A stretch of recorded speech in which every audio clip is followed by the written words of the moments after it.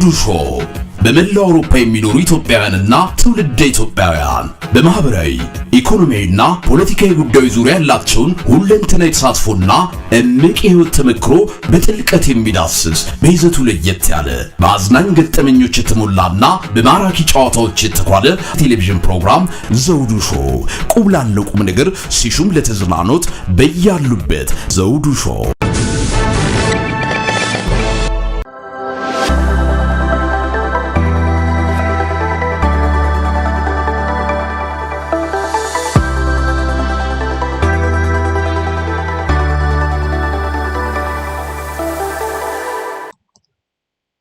ሰላም ጤና ይስጥልኝ ክቡራን ተመልካቾቻችንና አድማጮቻችን ዘውዱ መንግስቴ ነኝ ከዚህ ከአገር እንግሊዝ የዝግጅት ክፍላችን ከእናንተ ክቡራን ተመልካች አድማጮቻችን ጋር የምናደርገውን ዝግጅት አጠናቀን ብቅ ብለናል። እናንተም አብራችን ቆይታ እንደምታደርጉ ተስፋ እናደርጋለን። እንደተለመደው ሁሉ በዘውዱ ሾው ሚዲያ ላይ የምናቀርባቸው ወቅታዊ ጉዳዮች ከሆኑት አሁን ዛሬ በቀጥታ ከዚሁ ከፋኖች እንግዳ ይዤላችሁ ቀርብ ያለው በትግሉ ቦታ ላይ ከፍተኛ አስተዋጽኦ የሚያበረክቱት ፋኖች ትግሉን ወደፊት ጠንክረው ቀጥለውበታል። በዚህ ትግል ላይ ማንም ወደኋላ የማያስብል እጅግ ውጤታማ ስራ እየሰሩ የሚገኘው የፋኖ ኃይል አሁን በርካታ ቦታዎችን ከመቆጣጠር በዘለለ በከፍተኛ መንግስት ባለስልጣናቶች ጭምር የሚነሱ የተሳሳቱ ዘገባዎችን በመተቸት ወደፊት ቀጥለዋል። በሚገርም ሁኔታ ህዝቡ ከጎናቸው መቆሙ ደግሞ ለትግሉ መጎልበትና መጠንከር ትልቅ አስተዋጽኦ ማበርከቱ ነው የተገለጸው። ከጎጃም፣ ከጎንደር፣ ከሸዋና ከወሎ የሚደረገው የፋኖ ትግል በአሁኑ ሰዓት በአማራ ክልል ብቻ ሳይሆን በሌሎችም የኢትዮጵያ ግዛቶች ተስፋን የጫረ ጉዳይ ሆኗል። ጠቅላይ ሚኒስትሩን በተለይ አብይ አህመድ የሚባልን አካል ከስልጣን በቅርቡ እናባረራለን ይላሉ የፋኖ ታጋዮች። አሁን የማቀርብላችሁ እንግዳ ከዛው ከስፍራው ከፍተኛ ትግል ከሚያደርጉት ውስጥ አንዱ የሆነውን የሸዋ ፋኖች ናቸው። በሸዋ ፋኖ ላይ ትላልቅ አስተዋጽኦ ከሚያበረክቱት ውስጥ የህዝብ ግንኙነት ኃላፊው ሻለቃ አበበ ሙላቱ፣ የአፋድ ምክትል ህዝብ ግንኙነት መምሪያ ኃላፊ፣ እንደዚሁም ደግሞ የሸዋ ጠቅላይ ግዛት ህዝብ ግንኙነት ኃላፊ በመሆን በማገልገል ትግሉን በመምራት ከፍተኛ አስተዋጽኦ ከሚያበረክቱት አንዱ ነው። ከሱ ጋር የምናደርጋቸው አጠር ያሉ ውይይቶች አሉ። ሰሞኑን በተለይም በሸዋ ምድር ታላላቅ ጀብዶች እየተፈጸሙ ነው የሚገኘው። የሚገርመው ነገር አብይ አህመድ በተናጠል ስራ እሰራለሁ በሚል ፋኖ ለመከፋፈል ያደረገው ሙከራ አሁን ከንቱ ሆኖበታል። የአማራ ፋኖ ብሔራዊ ኃይልና እንደዚሁም የአማራ አፋሃድም በጋራ በመሆን እያደረጉ ያለው ትግል በሸዋ ላይ ደግሞ እጅግ ድንቅ ተግባር እየተፈጸመበት ነው የሚገኘው። በትላንትና ዕለትም በተለያዩ የሸዋ ግዛቶች ሁለቱም ጥምር በጋራ በመሆን እየሰሯቸው ያሉት ተጋድሎች እጅግ በጣም በርካታ መሆኑ ነው የተገለጸው። በይፋትና ጥሙጋ መንግስት የፈጸመው ግፍና በደል በተመለከተ እንደዚሁም ደግሞ ዳውንት ላይ የፈጸሙትን በጋራ ከዛሬው እንግዳችን ጋር ሰፊ ማብራሪያ እንደሚሰጠን ተስፋ አድርጋለሁ እና ይህንንም እንድትከታተሉ ጋብዛለሁ። በጎንደርም የተሰራው ገድል እጅግ ከፍተኛ ነው። በአጠቃላይ በአሁኑ ሰዓት እየተፈጸመ ያለው ተጋድሎ ህዝቡንም የሚያነቃቃ በተለይም በጫንቃቸው ላይ ተሸክመው የሚንቀሳቀሷቸውን የብልጽግና ካድሬዎች ጭምር እርምጃ እየተወሰደ ወደፊት የቀጠለው ትግል ለሁላችንም እጅግ መነቃቃትን ፈጥሯልና ዛሬስ ምን ተደረገ የሚለውን ከዛው ከቦታው ከስፍራው ያገኘነው መረጃ አካፍላችኋለሁ። አሁንም አብራችሁን ቆዩ። ሻለቃ አበበ ሙላቱ ከልብ አመሰግናለሁ። ለዘውዱ ሾው ሚዲያ ተመልካች አድማጮቻችን ካለ ጊዜ ጣብቅኝ ቦታዎቹ ላይ ሆነ ይህንን ማብራሪያ ለህዝባችን ለመስጠት ፈቃደኛ በመሆኑ በጣም አመሰግናለሁ። ጤና ይስጥልኝ። አብሮ ይስጥልን ጋዜጠኛ ዘውዱ። በቅድሚያ እነዚህን የግንባር አውደ ውሎች እና ያለውን ነባራዊ ሁኔታ ግልጽ የሆነ ማብራሪያ እንዲሰጥ በሚዲያ ስለጋበዝከኝ እንግዲህ በቅድሚያ በታላቁ የአማራ ህዝብና የአማራ ፋኖ ህዝባዊ ድርጅት እንዲሁም በመላው አማራ ፋኖ ስም በዋናነት በዚህ ትግል ጀግኖች ሰማዕታት ስም ላቅ ያለ ምስጋናን እያቀረብኩኝ ምስጋናን እቸራለሁ ማለት ነው። ጋዜጠኛ ዘውዱ ከልብ አመሰግናለሁ። ሻለቃ አበበ ሙላቱ እንግዲህ ሸዋ የታወቀ ነው። ዛሬ አይደለም የኢጣሊያንን ጦር ሁሉ ብትንትኑ ከወጡት አንዱ የአማራ ጀግኖች የሸዋ አርበኞች ናቸው። እናንተም የነዛው ልጆች ናችሁና ታላላቅ ጀብዱ እየተፈጸመ ነው። እስቲ በትናንትና ዕለትም በዛሬው ዕለትም የተከናወኑትን ውጤቶች በተመለከተ በተለይም በዚህ በዳውንት ላይ የፈጸማችሁት ጀብዱ እጅግ የሚያበረታታና ውጤት ያለው ስራ በጋራ የፈጸማችሁት እንዳለ መረጃዎች ደርሰውኛል። እስቲ ስላሉት ሁኔታዎች ትንሽ ብታካፈለ ምንድነው የተፈጸመው ተጋድሎ እና የተገኘው ውጤት? አመሰግናለሁ። በዋናነት እንግዲህ ትግሉ እየተፋፋመ ያለበት ሁኔታ ነው ያለ። በዚህም በጥምረት አማራዊ በሆነ ባህል አማራዊ በሆነ ቁመና ትግል እየታገልን ያለንበት ሁኔታ ነው ያለ። ለዚህም አመርቂ ውጤቶች እየተገኙ ያለበት ሁኔታ ነው ያለው። በዋናነት ሰሞኑን እንኳን በዚህ በታህሳስ ወር ውስጥ በርካታ ተጋድሎች ከአፋብኃ ምስራቅ አማራ ቀጠና ምኒልክ ዕዝ እና አፋሕድ ሸዋ ጠቅላይ ግዛት ዕዝ እንዲሁም ወሎ ጠቅላይ ግዛት ዕዝ እንዲሁም ከጎጃም ጠቅላይ ግዛት ዕዝ ጋር በጋራ በመሆን በጠላት ላይ የጋራ በትራቸውን ሲያሳርፉ ቆይተዋል። በዚህም አመርቂ የሆነ ውጤቶች ተገኝተዋል ማለት ነው።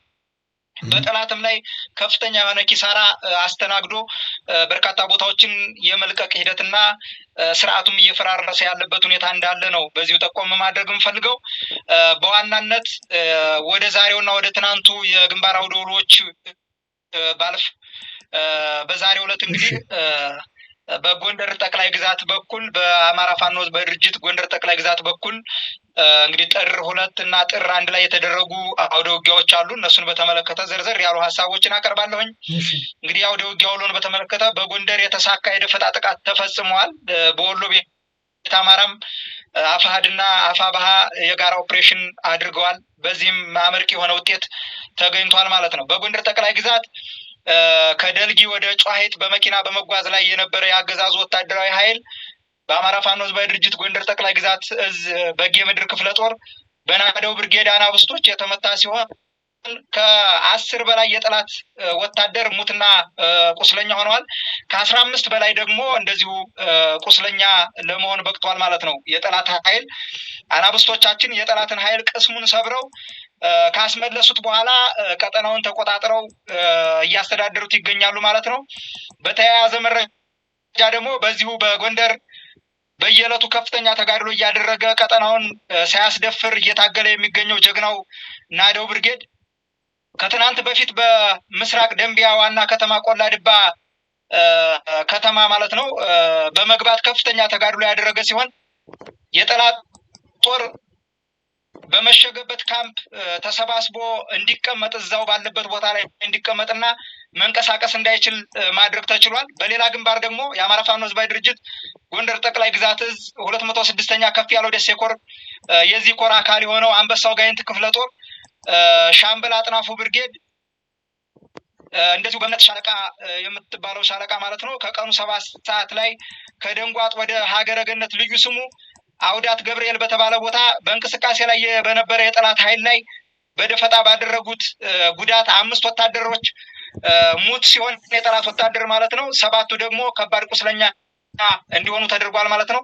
በዚህ ኦፕሬሽን ጠላት በቀጠናው ተልክ ያለፈ ማህበረሰቡን የማንገላታት የመዝረፍ የማሳደድ እና ሴቶቹን የመድፈር ድርጊቱ ተስተጓጉሎበታል ማለት ነው።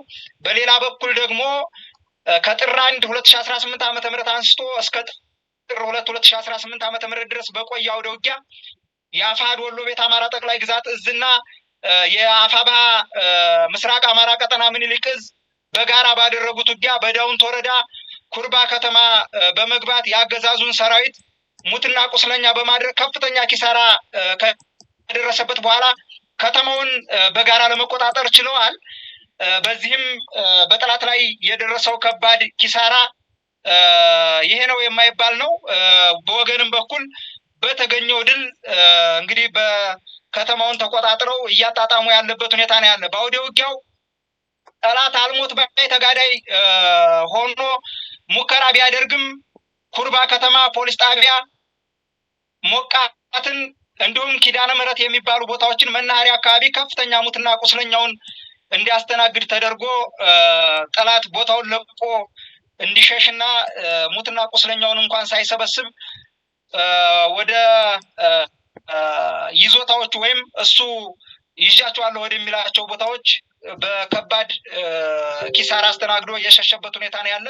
ቦታውንም ለመቆጣጠር ተችሏል ማለት ነው። ወሎ ቤት አማራ ጠቅላይ ግዛት እዙ ከምን ጊዜውም በላይ እንግዲህ አፋሕድ በሚያደርጋቸው እንቅስቃሴዎች የአንድነት ጥሪውን ከመቀበልም የአንድነት ሂደቱንም ከማካሄድ ባሻገር እዞቹ በተደጋጋሚ ከሌሎች ወንድም እዞች ጋር በጋራ ውጊያዎችን እንዲያደርጉ በማድረግ ረገድ የአንበሳውን ድርሻ ወስዶ እየታገለ ያለበት ሁኔታ እንዳለ ይታወቃል። ከምን ጊዜውም በላይ በቅርብ ካሉ የአፋብኃ ኃይሎች ጋር ተሳትፎ እና ተናቦ የሚያደርጋቸው ውጊያዎች የጠላትን ኃይል ሚዛን እንዲዛባ እያደረገ ያለበት ሁኔታ ነው ያለ።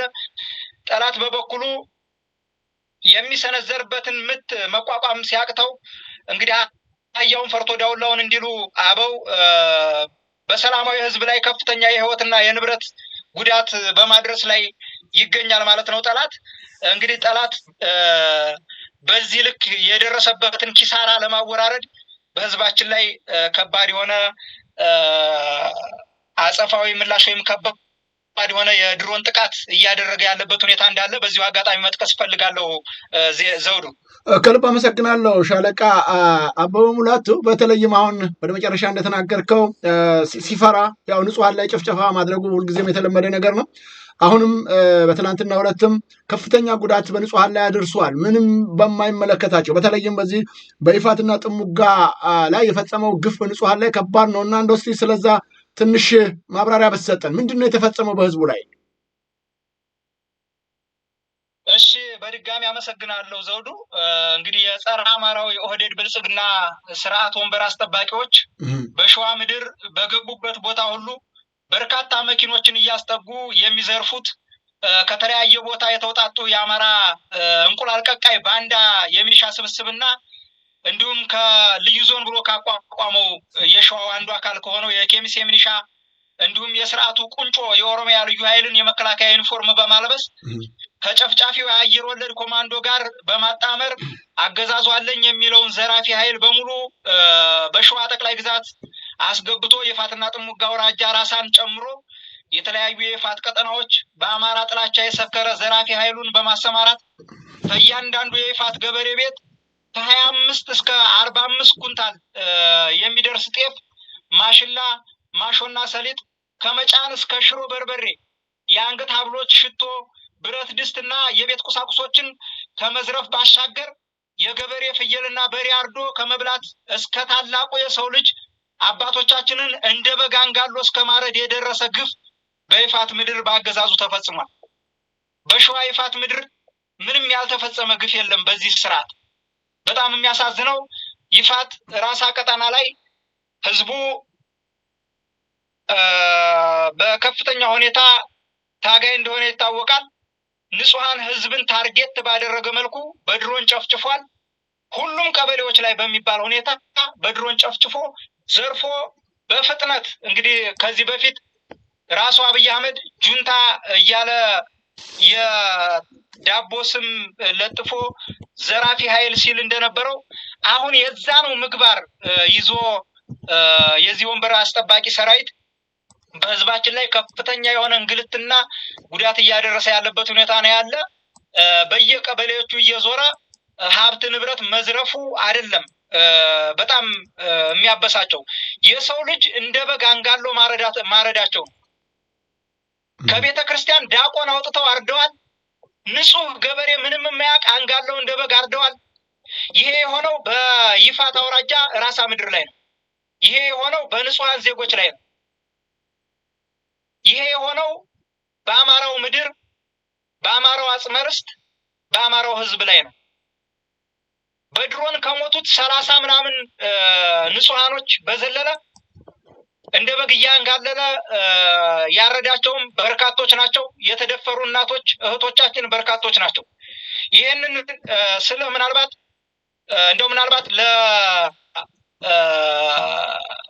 ለሚዲያው ፍጆታ ነው ልትል ትችላለህ። መሬት ላይ ወርዶ ማረጋገጥ የሚቻለውን እውነታውን ነው እየተናገርኩ ያለሁት። ይህንን የዓለም አቀፍ ገለልተኛ ተቋማትም የዓለም አቀፍ ማህበረሰቡም ሊያውቀው ይገባል። በእርግጥ የዓለም አቀፍ ገለልተኛ ተቋማትም የምንላቸው መንግስትን ይደግፋሉ ብዬ ነው የማምነው እንጂ ህዝብ በዚህ ልክ በድሮን ሀረር በቀን 30 እና 40 50 እና 60 የአማራ እናቶች እና አዛውንቶች ህፃናቶች እየሞቱ ሀብት ንብረት እየወደመ ባለበት ሰዓት ገለልተኛ ተቋማቶች ለምን የሚል ጥያቄ መጠየቅ ሲገባቸው ዝም ብለው ቆመው በምን አገባኝነት መመልከቱ ያን ያክል አግባብ ነው ብዬ ስለማላስብ ነው ይሄንን የቻልኩበት።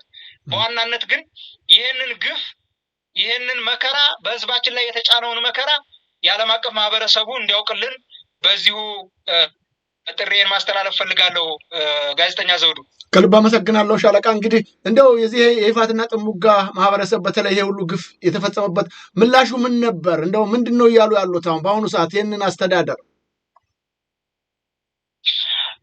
ህዝቡ እንግዲህ ይሄ በእርግጥ ይሄ እንደሚደርስበት ያውቃል። ህዝባችን ጠንቅቆ ያውቀዋል።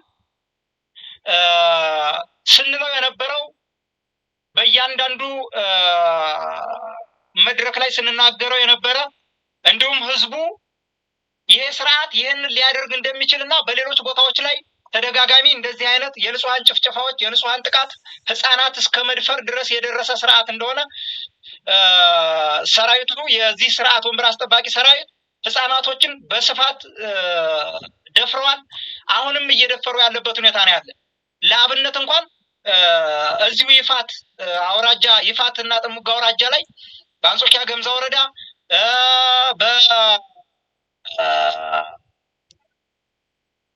እንደዚሁ በቀወት ወረዳ በመንዝ እንደዚሁ ደግሞ በኤፍራታና ግድም ወረዳ ላይ ተመሳሳይ የሆኑ የአስገድዶ መድፈር ህፃናት በተለይ ወንድ ለወንድ ግንኙነቶችን በጣም በሚያሳዝን ሁኔታ እነዚህ ነገሮች የተደረጉት በዚህ ስርዓት ወንበር አስጠባቂ የጥምር ጦር አባላት ነው። ይሄን የተደረገው በመከላከያ ሰራዊትና በሚኒሻ ይሄ ተደርጓል።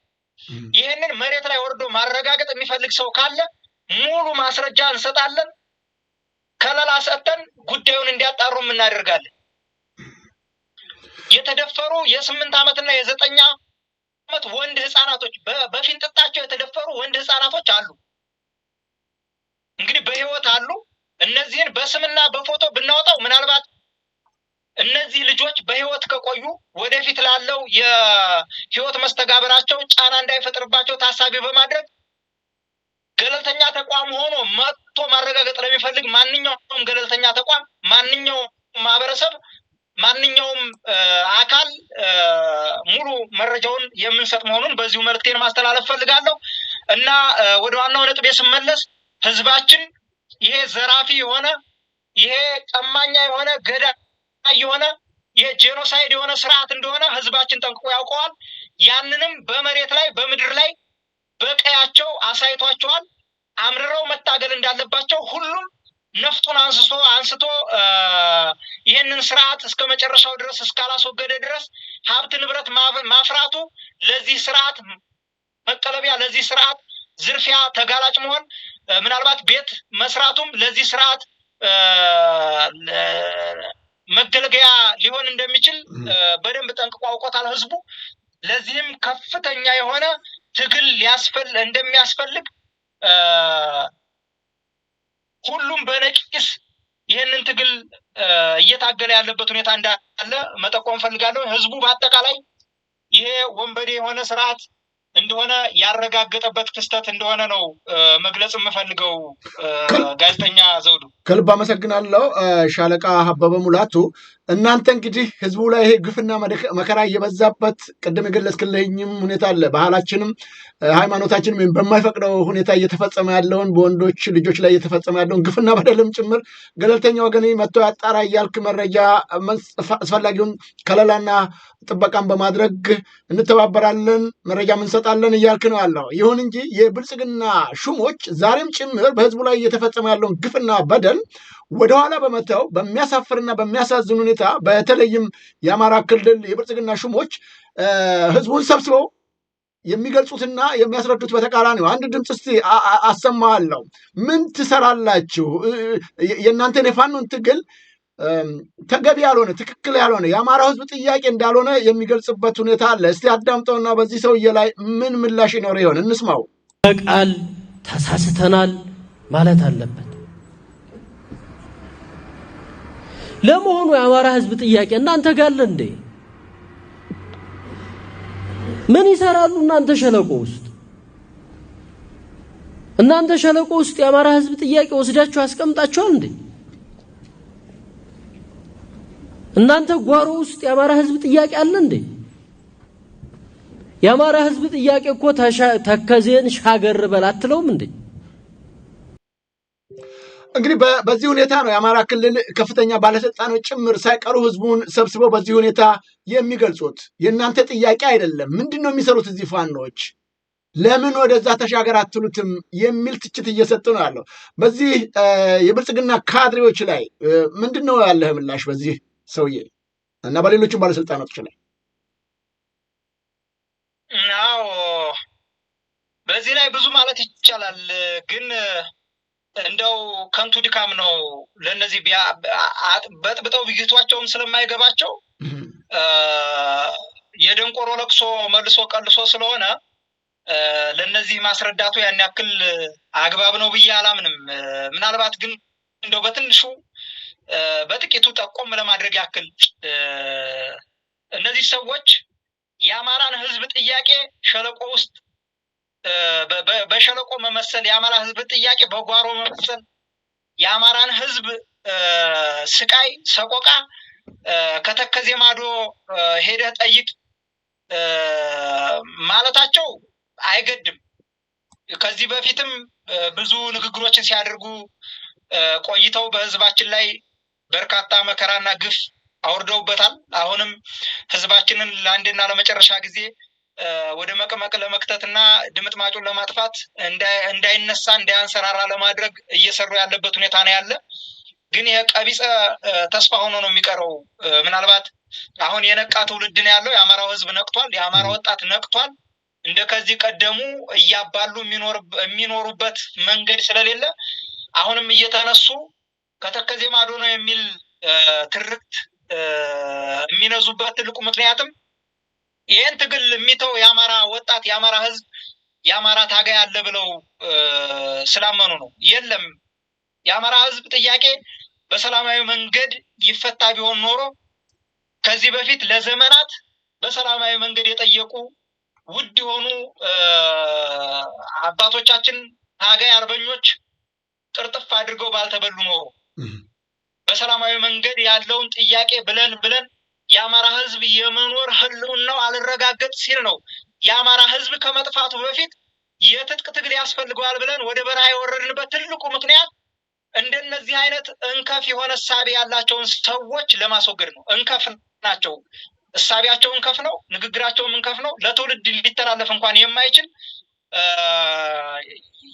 የተዛባ የተንሸዋረረ አመለካከት ይዘው የአማራ ህዝብ ጥያቄ ከተከዜ ማዶ ነው ብለው ከሌላ ማህበረሰብ ጋር ለማጋጨት ከዚህ በፊት እያጭበረበሩ እያደናገሩ ህዝብ ከህዝብ ሲያጫርሱ ኖረዋል። አሁንም እያጫረሱ ነው። የእነሱ ስልጣን የሚቆየውም ህዝብ ለህዝብ በማደናገርና በማጫረስ በማጋደል በሃይማኖት መካከል በእምነት መካከል ጣልቃ በመግባት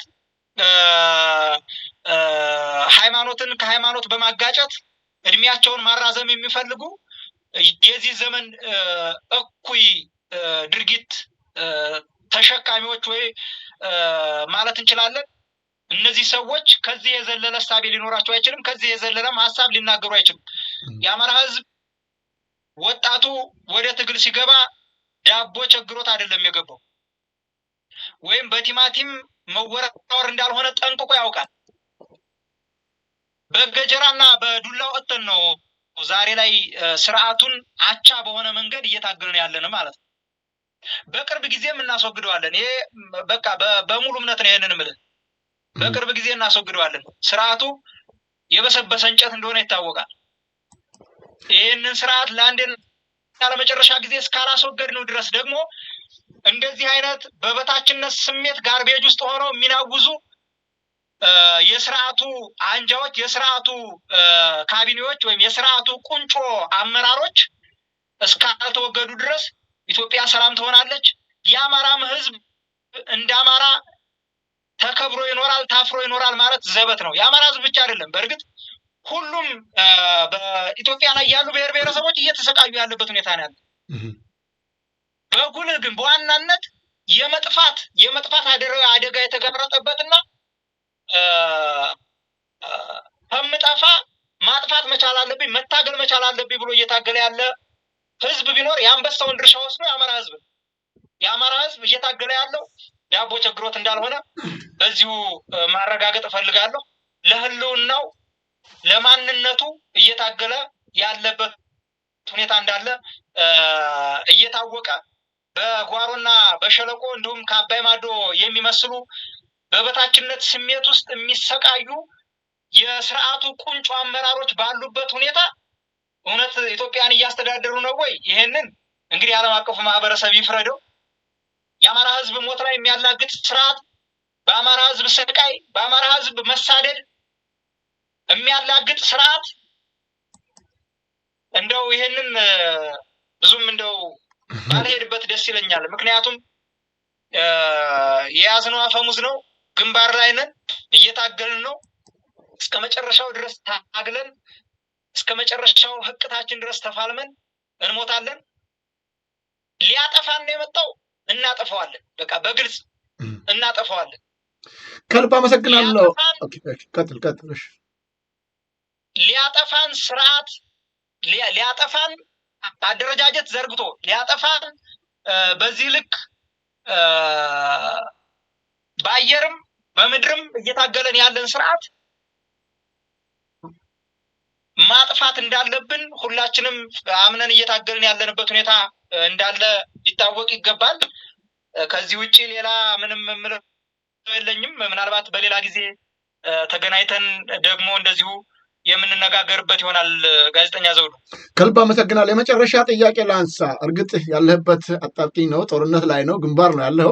በጣም አመሰግናለሁ ጊዜ በመስጠት አንዳንድ ነገሮች እንዲጠሩ ከሚል ነው ያነሳኋቸው። ከልብ አመሰግናለሁ። ሻለቃ አበበ ሙላቱ፣ እስቲ ለዚህ ጦርነት መራዘም መዘየት እንደዚህ አይነት የማይረቡ ሰዎችን ትችት ውስጥ ለመግባት የተዳረግ ነው በአማራ ፋኖ አራዝሞታል፣ ራሱ ትግሉን ወደፊት አልሄደም ይላል። በሌላ በኩል ደግሞ አይ የሚችሉትን እያደረጉ ነው ያሉት ከነሱ አቅም በላይ በሆኑ ምክንያቶች እንጂ ትግሉማ ፈጣን ነው የሚሉ ወገኖች አሉ።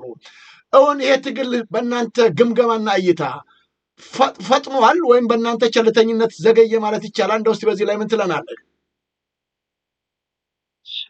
አዎ እውነት ለመናገር ትግሉ ፈጥኗል። ምናልባት ዘግይቷል ብለው የሚያስቡ ሰዎች ሊኖሩ ይችላሉ። የዘገየበት ምክንያት ደግሞ የአንድነት ችግር ነው። ሌሎች ምክንያቶች ሊነሱ ይችላሉ።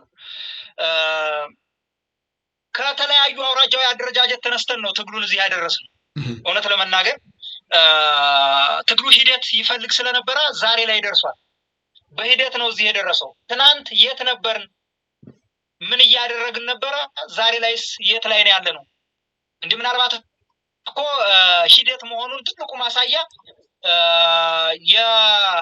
የህወሓት በአማራ ክልል ላይ የግዛት ማስፋፋት ወረራ በምታደርግበት ሰዓት ያኔ እንኳን የፋኖ አደረጃጀት ከ110 በላይ የፋኖ አደረጃጀት ነበረ። ያ ማለት በየአውራጃው በየአካባቢው አካባቢ አጠር የሆነ የፋኖ አደረጃጀት በነበረበት ሰዓት እንኳን ለምን የፋኖ ኃይል አንድ አይሆንም የሚሉ መላምቶች ነበሩ። በበርካታ ማህበረሰብ እነዚህ አይነት ጥያቄዎች ይጠየቁ ነበረ። ያ ግን እየጠበበ መጥቶ አሁን ያለንበት በተለይም ወደ ሁለት እንግዲህ ከ110 እየወረደ በየግዛቱ 2-3 እየሆነ ወደ 9 መጥቶ ከ9 ወደ 2 ወደ 1 ለማድረግ ወደ 1 አማራዊ ተቋም ለማድረግ በነበረበት ሂደት ሳይሳኩ ቀርተው ወደ 2 ሆኖ አሁን ሁለቱ ድርጅቶች ደግሞ ከምንም በላይ የአንድነት መንፈስ በውስጣችን ሰፍኖ በጋራ መታገል መቻል አለብን፣ የመጣብን ጠላት የጋራ ጠላታችን ነው በሚል በጋራ አንድ አማራዊ ባህል፣ አንድ አማራዊ ተቋም፣ አንድ አማራዊ መርህ ይኖረናል በሚል ከፍተኛ የሆነ መነሳሳትና የአብሮነት የወንድማማችነት መንፈስ የጋራ አንድ አማራዊ ተቋም አንድ መርህ ላይ ያተኮረ ትግል ለማድረግ ስንነጋገር መቆየታችን ይታወሳልና እየተነጋገርንም ያለበት ሁኔታ እንዳለ በዚህ ጠቆም ማድረግ እፈልጋለሁ። ይሄ የሆነው በሂደት ነው። ምናልባት ዘገየ እስካሁን የትግሉ የተጓተተው የአማራ ፋኖ አንድ ባለው በሆኑ ምክንያት ነው። ሌሎች በርካታ ምክንያቶች ሊነሱ ይችላሉ። በዓለም አቀፍ ማህበረሰቡም በደጋፊውም ይሁን መሬት ላይ ባለው ህዝባችን እንዲሁም በሰራዊታችን እነዚህ ሐሳቦች ሊነሱ ይችላሉ። ነገር ግን ትግሉ ሂደት ነው። ሂደቱ እንደውም ፈጥኗል። በዚህ ሂደት መካከል እነዚህን ውጣ ውረዶች አልፎ ነው ዛሬ ላይ አንድ አማራው የሆነ ቤት ለመመስረት ንግግር ጀምረን ጫፍ ላይ የደረስንበት ሁኔታ አለ። ይሄም የሆነው በሂደት እንደሆነ የዓለም አቀፍ ማህበረሰቡ ሊገነዘብልን ይገባል የሚል መልእክት ነው ማስተላለፍ የምፈልገው። ሁሉም ነገር የሂደት ውጤት እንደሆነ ማመን መቻል አለብን። ሁሉ ነገር ዛሬ ካልሆነ ብለን ምናልባት ተስፋ መቁረጥ አያስፈልግም። ዛሬ ሊሆን የሚችል ነገር የለም። ዛሬ ምናልባት ዛሬ እህል ተዘርቶ ዛሬውኑ መታጨድ እንደማይችል ሁሉ ምናልባት ይሄም ትግል ዛሬውኑ አንድነት ተፈጥሮ ትግሉ በአንድ ቀን ይጠናቀቃል ማለት እንዳልሆነ ሁሉም ግንዛቤ ሊኖረው ይገባል የሚል መልእክት ነው ማስተላለፍ የምፈልገው። ጋዜጠኛ ዘውዱ በጣም አመሰግናለሁ። ሻለቃ በመሙላቱ ምናልባት የመጨረሻ አስተያየት ልሰጥ ትችላለህ። እንዳልከው ዛሬ ታጭዶ ዛሬ ተዘርቶ ዛሬ የሚታጨድ ነገር የለም። ፕሮሰስ ነው፣ ሁሉም ነገር በሂደት ነውና ምናልባት ይህን ጥያቄ ለሚያነሱ ሰዎች በውጭውም ለሚገኙ ኢትዮጵያና ኢትዮጵያ ትውልዶች ይህን ትግል ይደግፉ ያግዙ ዘንድና ይህም ትግል ፍሬ ያፈራ ዘንድ ምን ማድረግ አለባቸው የሚል መልእክት አለ? አመሰግናለሁ። እሺ፣ በመጨረሻም እንግዲህ በውጭ ያለው ደጋፊው ማህበረሰብ ከምንም በላይ የዚህ ትግል መቋጫን እንደሚናፍቅ እናውቃለን። ይህንንም ትግል በማገዝ ረገድ በጉልህ አስተዋጽኦ ሲያደርጉ የቆዩ በርካቶች ናቸው። አሁንም ቶሎ እንዲጠናቀቅ ከመጓጓት ከመሻት የተነሳ እንደሆነ ይህንን እናውቃለን።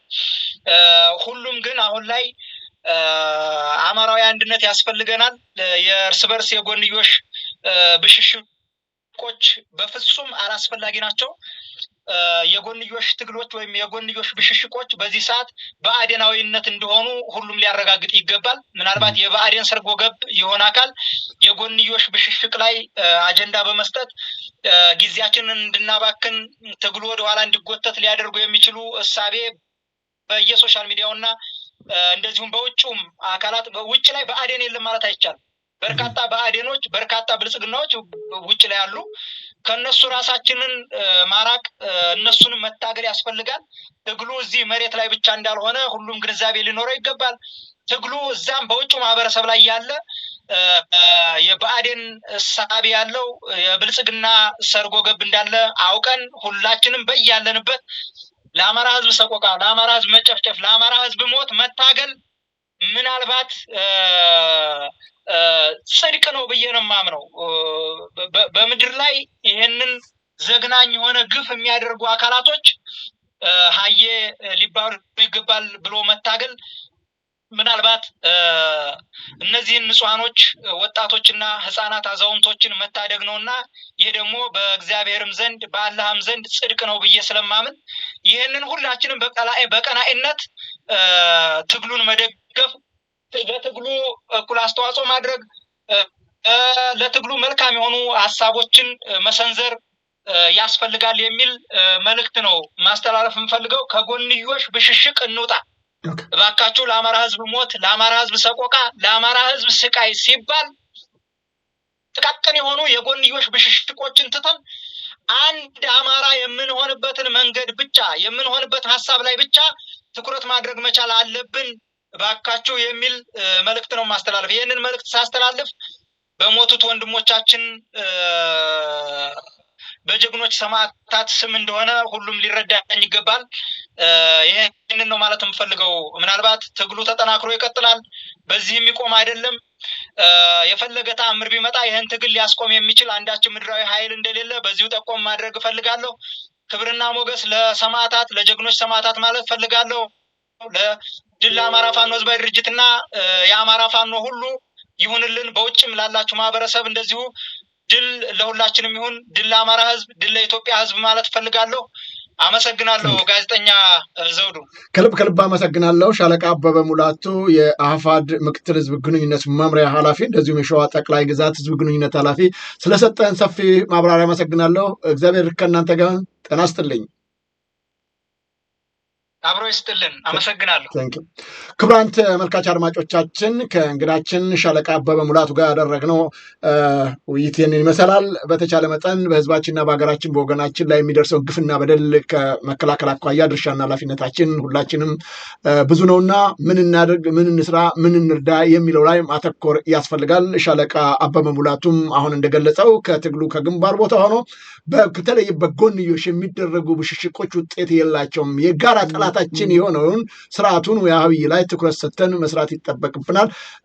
በሚዲያም የተሰማራ ነው እኔንም ጨምሮ ማለት ነው። በተቻለን መጠን በትግሉ ላይ የሚጠቅሙ ጉዳዮች ላይ ትኩረት ማድረግ ይገባናል። የአብይን ገበና የማጋለጥ እንደዚሁም የፋኖችን ትግል የማበረታታትና የማገዝ እንጂ አንዱን የፋኖ ኃይል ደግፎ አንዱን የፋኖ ኃይል ማደናቀፍና በፋኖች መካከል ልዩነት እንዲፈጠር የሚደረጉ ዘገባዎች ውጤት የላቸውም። የጠላታችን ጠላት የሆነው አንዱና ቀዳሚ የሆነው የብልጽግና ስርዓት በዛ ላይ ማተኮር ይገባናል። እንግዲህ ሻለቃም አበበ ሙላቱም እንደገለጸው የጎንዮሽ በየሚዲያው የሚሆን በተለያዩ ማህበራት የተደራጀን በጋራና በአንድነት ሆነን ለህዝባችን ለሚሞተው፣ ለሚፈናቅለው፣ ለሚራበው ወገኖቻችን የጋራ ስራ መስራት ይጠበቅብናል። ይህ ስርዓት እንደተባለውም በአጭርና በቅርብ ቀን ካለበት ቦታ ይወገዳል። ለህዝብና ለሀገር የሚጠቅሙ መሪዎችን እስከምናገኝ አሁንም በጋራ እንቆም እያልኩኝ ከእንግዳችን ሻለቃ አበበ ሙላት ጋር ያደረግነው ውይይት በዚህ እየቋጨሁ በነገው ዕለት በሌሎች ጉዳዮች እስከምንገናኝ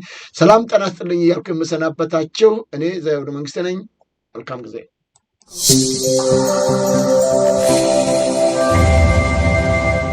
ዘውዱ ሾው በመላው አውሮፓ የሚኖሩ ኢትዮጵያውያንና ትውልደ ኢትዮጵያውያን በማህበራዊ ኢኮኖሚያዊና ፖለቲካዊ ጉዳዮች ዙሪያ ያላቸውን ሁለንተናዊ ተሳትፎና እምቅ የህይወት ተመክሮ በጥልቀት የሚዳስስ በይዘቱ ለየት ያለ በአዝናኝ ገጠመኞች የተሞላና በማራኪ ጨዋታዎች የተኳለ ቴሌቪዥን ፕሮግራም ዘውዱ ሾው። ቁም ላለው ቁም ነገር ሲሹም ለተዝናኖት በያሉበት ዘውዱ ሾው